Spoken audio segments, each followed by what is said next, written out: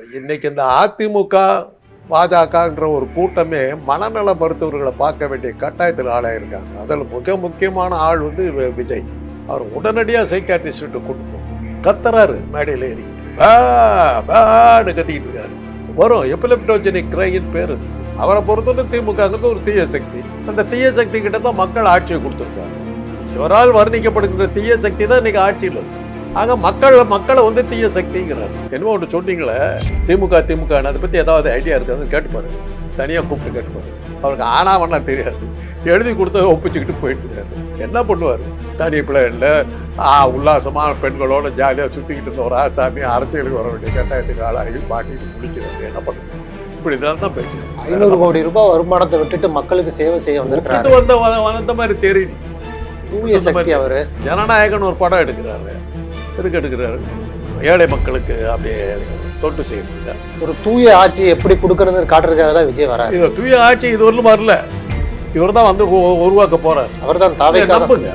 நாங்க ஒண்ணு உங்க அளவுக்கு நீங்க சொல்றேன், நான் தான் சொல்றேனுங்களே, நாங்க முட்டாள்கள் இல்லைன்னு சொல்றீங்க. நீங்க நினைக்கிற அளவுக்கு முட்டாள் அவன் தான் நான் சொல்றேன். பெரியார் பேர் சொல்லி அவங்க கொள்ளடிக்கிறாங்க. நீ யார் பேர் சொல்லி கொள்ளடிக்கிறதா இல்லையா? எப்படி வந்தது 150 கோடி ரூபா ஒரு படத்துக்கு? இவ்வளோ கஷ்டப்பட்டு உனக்காக உழைச்சி உன்னை மேலே கொண்டு வந்து அத்தனை பேத்துக்கு ஆளுக்கு 100 ரூபா 200 ரூபாய் கொடுத்துட்டு நீ 150 கோடி ரூபா கொள்ளடிச்ச கொள்ளக்காரன் நீ. 1.5 மாசமா இதே தாங்க பேசிக்கிட்டு. எனக்கும் திமுகவுக்கும் தான் போட்டு, எனக்கும் திமுகவுக்கும் தான் போட்டு. வேற யாரு நீ யாரை ஏற்றுக்கிட்டு போயிட்டு இருக்கிற? திமுகவை சொல்றது மூலமா நீ முன்ன பெரிய மனுஷன் ஆக்கிக்கிறதுக்கு பார்க்குற. அவங்க தான் இல்லையே. அப்புறம் என்னத்துக்கு திமுக அழிஞ்சு போடும், திமுக அழிஞ்சு போடும். என்னத்துக்கு தான் அழிஞ்சு போச்சு? அப்புறம் என்னத்துக்கு அலறீங்க? ஏன் உதறது ஓட்டம் போய் ஜன்னி கண்ட மாதிரி?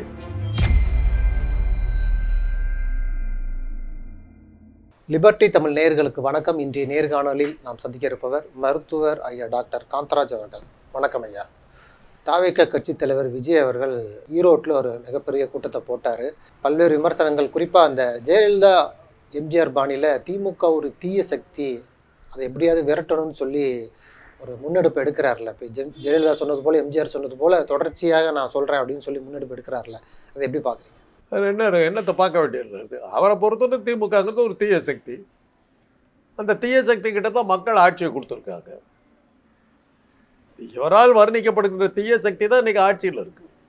ஆக மக்களை வந்து தீய சக்திங்கிறார். திமுக ஓட்டு போட்ட மக்கள் எல்லாம் தீய சக்திகள் அப்படிங்கிறார். என்னத்தை கண்டார் பாவம்? எழுதி கொடுத்தது படிச்சு போறாரு. அவருக்கு அது தீய சக்தின்னா அவருக்கு அர்த்தம் தெரியுமான்னு கேட்டு பாருங்க. திமுகனாலே பிரச்சனை தான் அப்படிங்கிறார். அதுக்கு அர்த்தம் தெரியுமான்னு கேட்டு பாருங்க. என்னமோ ஒன்று சொன்னீங்களே திமுக அதை பற்றி ஏதாவது ஐடியா இருக்காதுன்னு கேட்டு பாருங்க. தனியாக கூப்பிட்டு கேட்டு பாருங்க. அவருக்கு ஆனாவன்னா தெரியாது. எழுதி கொடுத்ததை ஒப்பிச்சுக்கிட்டு போயிட்டு இருக்காரு. என்ன பண்ணுவார்?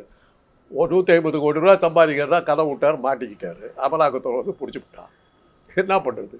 தனி பிள்ளைல உல்லாசமான பெண்களோட ஜாலியாக சுற்றிக்கிட்டு இருந்த ஒரு ஆசாமி அரசியலுக்கு வர வேண்டிய கட்டாயத்துக்கு ஆளாகி மாட்டிக்கிட்டு முடிக்கிறாரு. என்ன பண்ணுறது? இப்படி தான் பேசியோம். 500 கோடி ரூபாய் வருமானத்தை விட்டுட்டு மக்களுக்கு சேவை செய்ய வந்திருக்காரு. வந்த மாதிரி தெரியல. தூய சக்தி. அவர் ஜனநாயகன் ஒரு படம் எடுக்கிறாரு. எடுக்கிறாரு ஏழை மக்களுக்கு அப்படியே தொட்டு செய்யறதுக்கா? ஒரு யாராவது ஒரு அன்னாடங்காட்சிக்கு இவர் வந்து உதவி பண்ணி படிக்க வச்சாரு, வாழ்க்கை கொடுத்தாரு, ஏதாவது ஒரு விஷயம் விஜய் செஞ்சிருக்காரு சொல்லுங்க பார்க்கலாம். இல்லை, கட்சி ஆரம்பிச்சுக்கு அப்புறம் செய்கிறாருல. என்ன செஞ்சாரு? செய்யறாருன்னு திருப்பி என்ன செஞ்சார் சொல்லுங்க. நீங்க சொல்லி ஆகணும். இப்போ எனக்கு சொல்லி ஆகணும் என்னென்ன செஞ்சாரு. பள்ளி மாணவர்களுக்கு பட்டியல் கொடுத்தாகும். பள்ளி மாணவர்களுக்கு எந்த பள்ளி மாணவர்களுக்கு சாட்சி காட்டுங்க. பொய் பேசாதீங்க. இந்த பொய் பேசி தான் அவரை தூக்கி விட்டுக்கிட்டு உட்காந்துக்கிட்டு இருக்கிறீங்க. நல்லா தெரியுதுங்க, உங்களை மாதிரி பொய்யர்கள்கிட்ட இந்த நாடு மாட்டிக்கிட்டு இருக்குது. இந்த மாதிரி போலியான ஆசாமிகளுக்கு விளம்பரம் கொடுத்து பொழப்பு நடத்துகிற ஒரு உங்கள் மாதிரி கூட்டத்துக்கிட்ட இந்த நாடு மாட்டிகிட்டு இருக்குது. உங்ககிட்ட இருந்து எப்படி காப்பாற்றுறதுங்கிறதா எங்கள் போன்றவங்களாம் இப்போ நாங்கள் வந்து யோசிச்சுக்கிட்டு உட்காந்து. ஒரு தூய ஆட்சி எப்படி கொடுக்கறதுன்னு காட்டுறதுக்காக தான் விஜய் வராரு. இது தூய ஆட்சி இது வரலும் வரல. இவர் தான் வந்து உருவாக்க போகிறார். அவர் தான் தாவே. நம்புங்க. நாங்கள் ஒன்றும் உங்கள் அளவுக்கு நீங்கள் சொல்கிறேன், நான் தான் சொல்கிறேனுங்களே, நாங்கள் முட்டாள்கள் இல்லைன்னு சொல்லலை. நீங்கள் நினைக்கிற அளவுக்கு முட்டாள் இல்லை, அவ்வளோதான் நான் சொல்கிறேன். நீங்கள் எங்களை ரொம்ப ஓவராக அடிமடையான்னு நினைக்கிறீங்க. உங்கள் புரடாவெல்லாம் புரியறதுக்கு கூட சக்தி இல்லாமல் நாங்கள்லாம் இன்றைக்கி வரலாம் ஆட்சியில் இந்த அரசியல் பேசிக்கிட்டு இருக்கிறோம். நீங்கள்லாம் சும்மா அல்பம் பேசிக்கிட்டு இருக்கிறீங்க, சும்மா வேடிக்கை பார்த்துக்கிட்டு இருக்கோம். என்ன பண்ணுறதுன்னு தெரியல. ஏன்னா மக்களுக்கு தெளிவாக தெரியுது. ஓட்டு திருடர்னு இப்போ மூஞ்சுக்கு முன்னாடியே சொல்லியாச்சு, நாடாளுமன்றத்திலேயே சொல்லியாச்சு. வர்றாரு மோடி, திருடா ஓட்டு திருடா அப்படிங்கிறாங்க. அமித்ஷா பாட்ட ஓட்டு திருட்டு பயலை அப்படிங்கிறாங்க. கேட்டுக்கிட்டு பேசாமல் தான் போகிறாரு. என்ன பண்ணிடுவேங்கிறாரு. ஆமாம், நான் ஓட்டு திருடன் தான், நான் திருடன் தான், என்ன பண்ணிடுவேங்கிறாரு. அதை தான் மக்களும் கேட்குறாங்க. ராகுல் காந்தி குற்றச்சாட்டை சொல்லிவிட்டார், மக்களுக்கே தெரிஞ்ச விஷயம். அதை தடுக்கிறதுக்கு போலீஸ்காரங்கிற முறையில் நீ என்ன செஞ்சங்கிறத இப்போ ராகுல் காந்தி மேலே நமக்கு இருக்கிற கோபம். பொதுமக்களுக்கு தெரியுங்க ஓட்டு திருட்டு பசங்கங்கிறது. திருட்டு பசங்கக்கிட்ட இந்த ஒன்றிய அரசு மாட்டிக்கிட்டு இருக்கிறது நல்லா தெரியும், எல்லாத்துக்கும் தெரியும். உங்கள் மாதிரி ஒரு கூட்டம் அதுக்கு பின்னாடி இருக்கிறது தெரியும் எங்களுக்கு. இருந்து என்ன பண்ண முடியுது? எங்களால் ஒன்றும் செய்ய முடியலையே.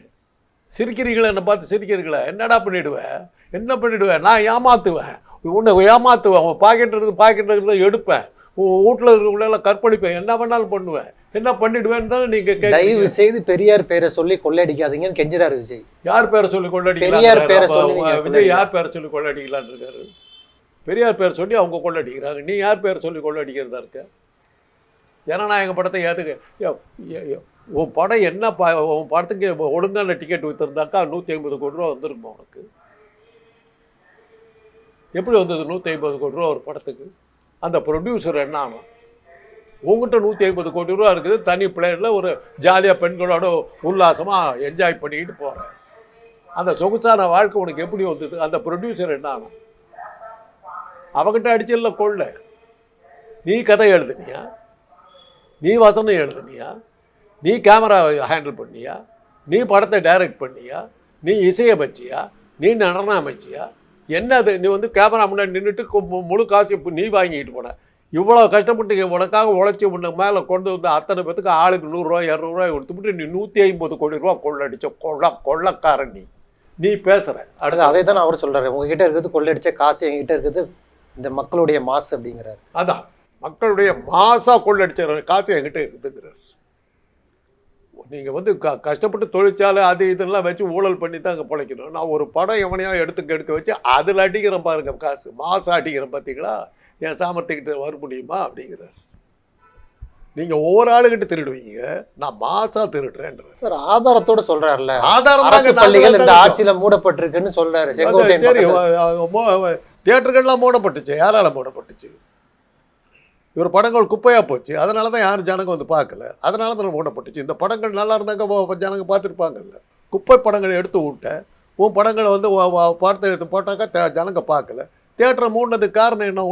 நீ நடித்த குப்பை படங்கள் வந்ததுனால தான் தியேட்டர்கள் படங்கள் ஓடலை, தியேட்டரை மூட வேண்டியதாக போச்சு. அதுக்கு காரணம் நீ தான் காரணம். இப்போ இந்த கூட்டத்தில் உங்களுடைய விமர்சனம் எல்லாருமே பதிலடி கொடுத்தார்ல, சரியான நேரத்துக்கு வரமாட்டார்னு சொன்னீங்க, சரியான நேரத்துக்கு வந்துட்டார், கரெக்டாக போயிட்டார், முடிச்சுட்டு சீக்கிரம். எல்லாத்தையுமே 10 நிமிடம் தான் பேசுவான்னு சொன்னீங்க, அரை மணி நேரம் பேசியிருக்கிறாரு மக்களிடையே. என்ன பேசினாரு? நான் கூட 3/4 மணி நேரம் பேசியிருக்கேன். என்ன பேசுனாரு சொல்லுங்களேன். என்னென்ன தத்துவங்களை வகுத்தார்? கார்ல் மார்க்ஸுக்கு பதில் சொன்னாரா? அம்பேத்கரை பற்றி என்ன பேசணும்? முழுக்க திமுக இதுக்கு அது அரை மணி நேரம் பேசியிருக்காரு. திமுக தாக்கிறதுக்கு அரை மணி நேரம் தேவைப்பட்டிருக்குது அவருக்கு. அவ்வளோ தூரத்துக்கு அவங்க வளர்ந்துருக்காங்கன்னு அர்த்தம். திமுகவுக்கும் தாவேகாவுக்கும் தான் போட்டின்னு ரொம்ப உறுதியாக சொல்கிறாரு. களத்தில் இல்லாதவங்களை பற்றி நான் பேச மாட்டேன், அதாவது அதிமுக நாத்தாக்கா இது போன்ற கருத்துக்களை பேஜார் பண்ணாதீங்க. 1.5 மாதமாக இதே தாங்க பேசிக்கிட்டு இருக்கிறீங்க. எனக்கும் திமுகவுக்கும் தான் போட்டி, எனக்கும் திமுகவுக்கும் தான் போட்டி. வேறு யார்? நீ யாரை ஏற்றுக்கிட்டு போயிட்டுருக்குற? யாரை ஏற்று போட்டி இது பண்ணிக்கிட்டு இருக்கிற? திமுகவை சொல்கிறதன் மூலமாக நீ முன்ன பெரிய மனுஷன் ஆக்கிக்கிறதுக்கு பார்க்குற. நீ பேசுறதன் மூலமாக திமுகவுக்கு தான் விளம்பரம் கிடச்சிக்கிட்டு இருக்குது. 150 கோடி ரூபா வாங்கிக்கிட்டு ஒரு தனி பிளேனில் உல்லாசமாக பெண்களோட பயணம் பண்ணிகிட்டு இருக்கிற ஒரு ஆசாமி வந்து திமுக ஏற்று நிற்கிது. மக்கள் தான் பதில் சொல்லணும். இந்த எஸ்ஐஆர் பட்டியல் வந்திருக்கு. ஏற்கனவே நீங்கள் சொன்னது போல் இப்போ அமித்ஷா அவர்கள் தமிழ்நாட்டில் என்டிஏ ஆட்சி கண்டிப்பாக மலரும்னு சொன்னாங்க. இப்போ அதிமுககாரங்க தொடர்ச்சியாக இன்னும் 3 மாதங்களில் திமுக நாடக கம்பெனி இழுத்து மூடப்படும் அப்படின்னு சொல்றாங்க. கண்டிப்பா அதில் என்ன சந்தேகம் இருக்குது? ஏங்க ஓட்டு போட்டாதானங்களை வந்து மக்கள் ஒரு ஓட்டு போட்டாதானங்களை ஜெயிக்கிறதா தோக்குறதா இருக்குது. அது ஓட்டில் பேரே இல்லைன்னு அப்புறம் என்ன இருக்குது?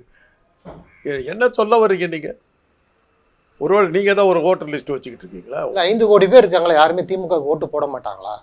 தெரியாது. நீங்கள் தான் சொல்கிறீங்களா ஒருத்தர் கூட ஓட்டு போட மாட்டாங்க. நீக்கப்பட்ட 1 கோடி பேர் வச்சு நீங்கள் தான் சொல்கிறீங்களா ஒருத்தர் கூட ஓட்டு போட மாட்டாங்க, அத்தனை பேர் விஜய்க்கு தான் போடுவாங்கன்றீங்களா? அப்புறம் கேட்டுக்க வேண்டியதான். பச்சையாக புழுகிறதுன்னு முடிவு எடுத்துட்டீங்க. அதுக்கப்புறம் நாங்கள் பேச்சு என்ன இப்போ அதுக்கு நேரம் நாம் என்னத்துக்கு நேரத்தை வீண் பண்ணுவோம், நாங்கள் பேசாமல் விட்டுட்டோம். புழுகுங்க, உங்களால் முடிஞ்சதெல்லாம் புழுகிக்கிட்டே போங்க, யார் வேணாம். 3 மாதங்களில் இழுத்து மூடப்படும் திமுக. இழுத்து மூடட்டும். இன்னைக்கு நேத்தா சொல்கிறீங்க, 1949 சொல்லிட்டு தான் இருக்கீங்க. அவங்க தான் இருந்துக்கிட்டு இருக்க. சொன்ன எம்ஜிஆரை காணா, சொன்ன ஜெயலலிதாவை காணா, சொன்ன ஒரு பயலை காணா. திமுக தான் ஆட்சியில் உட்காந்துட்டு இருக்கு. யாருக்கிட்ட போய் நின்றுட்டு இருக்கேன் திமுக ஒழிப்பேன்னு சொல்லிட்டு இன்னைக்கு வந்து மேடை ஏறி கத்திக்கிட்டு உட்காந்துருக்கிறேன், தீய சக்தின்னு கத்திக்கிட்டு உட்காந்துட்டு இருக்கிறேன். யாரை கத்திக்கிட்டு இருக்கிறேன்? அவங்கள பார்த்தா கத்திக்கிட்டு இருக்கிறேன். இது மாதிரி இதுக்கு முன்னாடி ஒரு ஆள் நாட்டமே ஒரு சினிமாவிலேருந்து ஒரு ஆள் வந்து கத்திவிட்டு காணாமல் போயிட்டான். அடுத்து அப்படி நீ உங்களுக்கு அதுக்கடுத்து அடுத்தது நீங்கள் போங்க. 210 தொகுதியில் அதிமுக இந்த முறை வெல்லும். எல்லாம் யார் வேணாங்கிறாங்க. கனவு காண்ற உரிமையை யாரும் தடுக்க முடியாதுங்க. கனவு காண்ற உரிமையை யாராலையும் தடுக்க முடியாது. நான் படுத்து தூங்கிட்டு ஆகாயத்தில் கோட்டை கட்டிக்கிட்டு இருப்பேன். அதை தடுக்க முடியுமா? நீங்கள் கனவு காணாதே பிடிச்சி இழுத்துட்டு வந்துடுவீங்களா? ஒருவேளை அதுக்கும் டெக்னிக் வச்சுருந்தாலும் வச்சுருப்பீங்க, சொல்ல முடியாது. எதாவது இருக்குதா? அமித்ஷா தான் உத்தரவு போட்டிருக்காரு கனவு இப்படி தான் வரணுண்டு. தமிழக வரலாற்றிலே பாஜக இந்த முறை 65 தொகுதி 70 தொகுதிகளை போட்டியிட வாய்ப்பு இருக்குன்னு சொல்றாங்க. ஏங்க நாட்டையே பிடிச்சிடுறாங்கன்னு தமிழ்நாட்டில் இந்தியாவே பிடிச்சாச்சுங்க. நீங்கள் வேற இப்போ தான் 60 சீட்டு 15 சீட்டுன்னு பேசிக்கிட்டு இருக்கிறீங்க. எங்கே இருக்கிறீங்க நீங்கள்? ஏங்க எனக்கு தான் ஓட்டே இல்லைன்னு விட்டீங்க, 1 கோடி பேரை ஓட்டு போட விடாமல் தடுத்து விட்டீங்க. அப்புறம் வந்து நான் ஆட்சிக்கு வருவேன்னு சொல்கிறேன். என்ன அர்த்தம் புரியலையே. இன்னும் அப்போ கூட உங்களுக்கு சந்தேகம் இருக்குதா? மக்கள் ஓட்டு போடலைன்னா கூட எப்படியாவது மானசீகமாக வந்து உங்களுக்கு தோக்கடிச்சிருவாங்கங்கிற அளவுக்கு பயம் இருக்குதா உங்களுக்கு? மக்கள் அவ்வளோ தூரத்துக்கு அவங்கள வெறுக்கிறாங்க. ஓட்டு போடவே விடாமல் தடுத்தாச்சுங்க. அதுக்கப்புறம் உங்களுக்கு வரதில்லை சந்தேகம் வருதுனாக்கா உங்களை பார்த்தா பாகமாக இருக்குது. அந்த அளவுக்கு தேச விரோதி மக்கள் விரோதிங்கிறத ப்ரூவ் பண்ணியிருக்கீங்க. அதிமுக பாஜக கூட்டணியை பார்த்து திமுக பயப்படுதுன்னு எடுத்துக்கலாம். நிச்சயமா பயப்படுது, சந்தேகத்துக்கு இடம்லாம் பயப்படுது. திமுக கூட்டணி, அதிமுக தாவேக்கா கூட்டணி இல்லை, கூட இருக்கிற தேர்தல் ஆணையம் ஞானேஷ்குமாரை பார்த்து தான் பயப்படுறோம். அதுக்கு ராகுல் காந்தி ஏதாவது செய்யணும். இது சும்மா வந்து எல்லாத்தோட சேர்ந்துக்கிட்டு ஆமாம் அவன் திருட்டான்னு சொல்கிறதுல அர்த்தம் இல்லை. திருடன்னு சொல்லியாச்சு. நீ போலீஸ்காரன், நீ பிடிக்கிற வழியை பாரு, இந்த திருட்டை தடுக்கிறதுக்கான வழியை பாரு. இல்லாட்டி போனால் ஜனநாயகம் அழியறதுக்கு காரணமாக இருந்தது. இப்போ அமித்ஷாவுக்கு என்ன எவ்வளோ பொறுப்பு இருக்குதோ அதே பொறுப்பு ராகுல் காந்திக்கு இருக்குது. அமித்ஷா வந்து ஒரு ஜனநாயக விரோதியான ஒரு அமித்ஷா கிட்ட இந்த நாடு சிக்கிக்கிட்டு இருக்குது. அவர்கிட்ட இருந்து எப்படி காப்பாற்றுறதுங்கிறது தெரியாமல் நீ ஒரு போலீஸ்காரன் இருக்கிறதா என்ன அர்த்தம்? ராகுல் காந்தியினுடைய பொறுப்பு மிகப்பெரிய பொறுப்பு, ஸ்டாலினுடைய பொறுப்பு மிகப்பெரிய பொறுப்பு. இது மாதிரி போலி ஆசாமிகள்கிட்ட, இது மாதிரி விளம்பர ஆசாமிகள்கிட்ட, இது மாதிரி மக்கள் விரோத துரோகிகள்கிட்ட இருந்து இந்த நாட்டை காப்பாற்ற வேண்டிய பொறுப்பு ஸ்டாலினுக்கு ராகுல் காந்திக்கெல்லாம் இருக்குது. அதை அவங்க புரிஞ்சுக்கிட்டு செஞ்சு ஆகணும். நாங்களாம் எதிர்பார்க்குறோம். அவர் தான் வெளிப்படையாக சொல்கிறாரு, ரெடியாக இருங்க ஸ்டாலின்ஜி, உங்களை தொடச்சி எறிய போகிறோம் அப்படிங்கிற. அதுதான் துரோகிகள். எப்போவுமே ஹிட்லர் என்ன சொன்னான்? இஸ் பாரிஸ் பர்னிங்னு கேட்டான். பாரிஸுக்கு நெருப்பு வச்சு கொடுத்து அழிச்சிட்றான்ட்டான். ஃபெயிலியர் ஆகிடுச்சு, அவனுக்கு தெரியாது ஃபெயிலியர் ஆனது தெரியாது. இஸ் பாரிஸ் பர்னிங்னா அதைத்தான் விஜய்க்கு சொல்கிறேன். தம்பி திமுக அழிஞ்சிருச்சான்னு கேட்டுக்கிட்டே உட்காந்து வீட்டுக்குள்ளே உட்காந்துக்கிட்டு பனையூர்லேயே உட்காந்துக்கிட்டு வெளியில் வந்து பாரு எங்கன்னா என்ன ஆகிட்டு இருக்குதுன்னு போய் பாரு அப்படின்னு சொல்லி உல்லாசமாக ஜாலியாக வீட்டுக்குள்ளாரே உட்காந்துக்கிட்டு குடும்பத்தை ஒரு இடத்துல வச்சுக்கிட்டு பிளேனில் ஒருத்தையோட ஜாலியாக சுற்றிக்கிட்டு இருக்கிற நேரம் இருந்துக்கிட்டு இருந்தீங்கன்னா வேலை நடக்காது. இது வரைக்கும் திமுக ஆட்சிக்கு வந்தது எல்லாமே ஒரு விபத்து தான். அதாவது அதிமுக கூட்டணி, அதிமுக ஆட்சி ஒரு 10 வருடம் இருக்கும், அந்த அதிருப்தியில் தான் திமுக வருமே தவிர மக்களுக்கு நல்லது பண்ணி அடுத்ததாக தொடர்ந்து வந்ததாக சரித்திரமே கிடையாதுங்கிறாங்க. எடப்பாடி வந்து அதற்கு பிறகு தோக்கடிச்சுக்கிட்டே இருந்தாங்க. 10 தொழிலை பழனிசாமி எப்படி தோத்த? ஒரு முறை திமுகவுக்கு வாய்ப்பு கொடுப்பாங்க, அதுவும் ஒரு விபத்து தான். ஆனால் மக்களுக்கு நல்லது செஞ்சு திரும்ப தொடர்ச்சியாக வந்த வரலாறே கிடையாதுங்கிறாங்க. இல்லாட்டி போட்டு இப்போ என்ன, இப்போ இவர் என்ன கிழிச்சார்? இப்போ இவர் என்னவா இருக்காரு? வாட் இஸ் இவர் என்னவா இருக்காரு? யார் ஆட்சியில் உட்காந்துருக்கிறார்? சும்மா திருப்பி பேசிக்கிட்டு வீட்டுக்குள்ளே உட்காந்துக்கிட்டு பொண்டாட்டிக்கிட்ட அவனை நான் தோக்கெடுத்து தெரியுமா, அவன் ஒழிச்சுட்டு தெரியுமா, விளையாட்டு விளையாடிட்டு இருக்காரு. இன்னைக்கு இந்த அதிமுக பாஜகன்ற ஒரு கூட்டமே மனநல மருத்துவர்களை பார்க்க வேண்டிய கட்டாயத்தில் ஆளாயிருக்காங்க. அதில் மிக முக்கியமான ஆள் வந்து விஜய். அவர் உடனடியாக சைக்காட்ரிஸ்ட்டு கூட்டு போங்க. கத்துறாரு மேடையில் ஏறிக்கிட்டு, பேன்னு கத்திக்கிட்டு இருக்காரு. வரும் எபிலெப்டோஜெனிக் கிரைன்னு பேர் அதுக்கு. அதெல்லாம் வருது. அவரை சைக்காட்ரிஸ்ட்டை காட்டுங்க. மனநலம் பாதிக்கப்பட்டிருக்குது. இது ரொம்ப உணர்வுபூர்வம் பேசுறாரு. அதாவது உங்களை நம்பி தான் வந்திருக்கேன், ஏமாற்ற மாட்டீங்க எல்லாம் கேட்குறாரு. அதுதான், வேற என்ன, அப்படித்தான் பேசுவாங்க. அதனால தான் ஒரு டாக்டருங்க முறையில் சொல்கிறேன், அவரை உடனடியாக காட்டுங்க. அவருக்கு சைக்காட்ரிக் ட்ரீட்மெண்ட் தேவைப்படுது. பாவம் என்ன பண்ணுவார், உல்லாசமான வாழ்க்கை, கட்டழகு பெண்களோட தனி பிளேனில் ஜாலியாக என்ன உல்லாச வாழ்க்கை வாழ்ந்துக்கிட்டு இருந்த ஒரு மனுஷன் பிடிச்சி தெருவா நிற்க வச்சு பேச, மக்களுக்கு சேவை செய்ய வந்திருக்கிறாரு. மக்களுக்கு சேவை செய்ய வந்திருக்கிறாரு. அதான் மக்களுக்கு சேவை செய்யறதுக்கு நாங்கள் எப்படி வேணாலும் பண்ணலாங்க. சூர்யா இருக்கார், பண்ணுறாரு. கார்த்திக் பண்ணுறாரு. அவன் ஒன்றும் கட்சி ஆரம்பிக்கலையே. ஆட்சியை கொடுத்தா பண்ணுவார் இவர். ஆட்சி அதான் ஆட்சி தான் கொடுத்துட்டுமா. தனி பிள்ளைல ஆட்சியோடு தானே போகிறேன். இன்னும் என்ன ஒன்று 10-15 ஆட்சிகளோடு தானே போயிட்டுருக்கு. திமுகவுக்கு ஏன் 5 வருடத்துக்கு தாண்டி மக்கள் வாய்ப்பு கொடுக்க மாட்டாங்களா? அது எப்படி பார்க்குறீங்க? ஏன் கொடுக்க மாட்டாங்க? ஏன் கொடுக்க மாட்டேன்றாங்களே, அப்புறம் ஏன் கவலைப்படுறீங்க? விட்டு போங்களேன். தான் கொடுக்க மாட்டேன்ட்டாங்களே. இன்றைக்கி தான் சத்திய சீலர்கள், உண்மையை தவிர வேறு எதுவுமே பார்த்தாத உண்மை விளம்பிகள் சொல்லிட்டீங்களே, அப்புறம் என்னத்துக்கு கவலைப்படுறீங்க? திமுக தான் அழிஞ்சு போச்சு, அப்புறம் ஏன் கவலைப்படுறீங்க? நல்லது செஞ்சால் ஏங்க உடம்பு உதறது உங்களுக்கு? அவங்க தான் இல்லையே, அப்புறம் என்னத்துக்கு? திமுக அழிஞ்சு போடும், திமுக அழிஞ்சு போடும், திமுக அழிஞ்சு போடும். என்னத்துக்கு? தான் அழிஞ்சு போச்சு, அப்புறம் என்னத்துக்கு அலறீங்க? ஏன் உதறது உடம்பு? ஜன்னி கண்ட மாதிரி பெதட்டுறீங்க. தூக்கத்திலேயே எழுப்பி கேட்டால் திமுக ஒழிங்க, திமுக ஒழிங்க. வேறு என்ன பேச்சு? எங்கே பண்ணாலும் திமுக ஒழிங்க, திமுக ஒழிங்க. ஐயோ, பாவமாக இருக்குது. அதனால தான் சொல்கிற, ஒரு சைக்காட்ரிஸ்ட்டை அவரை காட்டு. மனநலம் பாதிக்கப்பட்டிருக்கு, அவரை சரிப்படுத்துங்க. பாவம், வாழ வேண்டிய காலம் இருக்குது நிறைய. இப்போ 55 வயசா 60 வயசாக இருக்குது விஜய்க்கு. இன்னும் எஞ்சிய காலங்களை கொஞ்சம் ஜாலியாக இன்னும் 4-5 அழகான பெண்களோட ஜாலியாக வாழ்க்கையை நடத்திட்டு போகலாம். இல்லை சம்பாரித்த காசா என்ஜாய் பண்ணலாம். இல்லை ஒரு சைக்காட்ரிஸ்ட்டு காட்டுங்க. இப்போ அவருக்கு உடனடி தேவை சைக்காட்ரிஸ்ட் ட்ரீட்மெண்ட். நன்றி சார். நிறைய பயனுள்ள தகவல்களை நேர்களுக்கு சொல்லியிருக்கீங்க. உங்களுடைய நேரத்துக்கு மிக்க நன்றி சார்.